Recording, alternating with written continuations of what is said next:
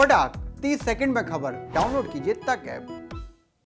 राजधानी दिल्ली में बढ़ते प्रदूषण को रोकने के लिए दिल्ली सरकार कई तरह की योजनाओं और तरीकों पर काम कर रही है। इन्हीं योजनाओं में से एक है राजधानी की परिवहन व्यवस्था में इलेक्ट्रिक बसों को जोड़ना। सरकार ने इसके लिए ट्रायल रन शुरू कर दिया था और अब बसें दिल्ली की सड़कों पर दौड़ने लगेगी। अगर नई बसों को आप देखेंगे तो समझ जाएंगे कि ये सीएनजी बसों से बिल्कुल अलग है। इन इलेक्ट्रिक बसों को डीटीसी के बेड़े में जोड़ा जाएगा। सरकार की योजना है कि पहले दिल्ली की सड़कों पर 100 बसों को उतारा जाए, फिर उसके बाद अगले कुछ महीनों में 300 और नई बसों को डीटीसी के साथ अटैच किया जाएगा।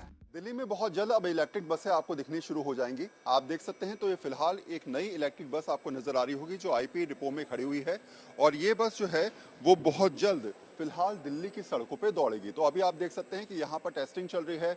इस बस के अंदर कई सारी ऐसी फैसिलिटीज दी गई हैं जो और बसों के मुकाबले थोड़ी अलग हैं और इस प्रकार की करीब 100 बसें ऐसी होंगी जो अभी दिल्ली की सड़कों पे उतरेंगी और उसके बाद करीब 300 बसें ऐसी होंगी जो आने वाले दिनों में आपको दिल्ली की सड़कों पे देखने को मिलेगी। हम आपको अगर अंदर की स्थिति दिखाएं तो आप देखेंगे तो यहाँ पर अलग तरीके से फैसिलिटीज दी गई है आम बसों के अलावा और पर्यावरण को बचाने के दिल्ली सरकार की कोशिश है कि इस प्रकार की बसों को जो है वो लाया जाए। आप देखेंगे तो यहाँ पर विकलांगों के लिए भी जो है वो अलग से सीटिंग अरेंजमेंट दिया गया है।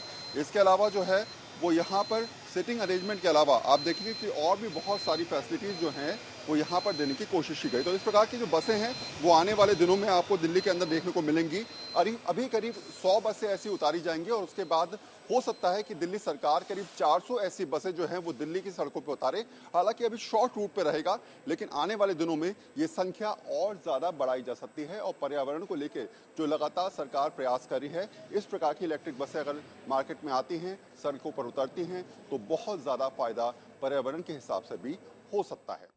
फिलहाल इन बसों को साउथ दिल्ली से सेंट्रल दिल्ली तक चलाने का प्लान है और इन बसों में ड्राइवर्स निजी संस्थाएं उपलब्ध कराएंगे। बता दें कि इन इलेक्ट्रिक बसों के लिए पहले से ही रोहिणी और मुंडन कला में बस चार्जिंग डिपो तैयार कर लिए गए हैं और इनमें यात्रियों को कई तरह की विशेष सुविधाएं भी दी जाएगी, जैसे कि चार्जिंग पॉइंट और विकलांगों के लिए अलग से सीट की व्यवस्था। आज से दिल्ली की सड़कों के ऊपर चलनी चालू हो जाएगी।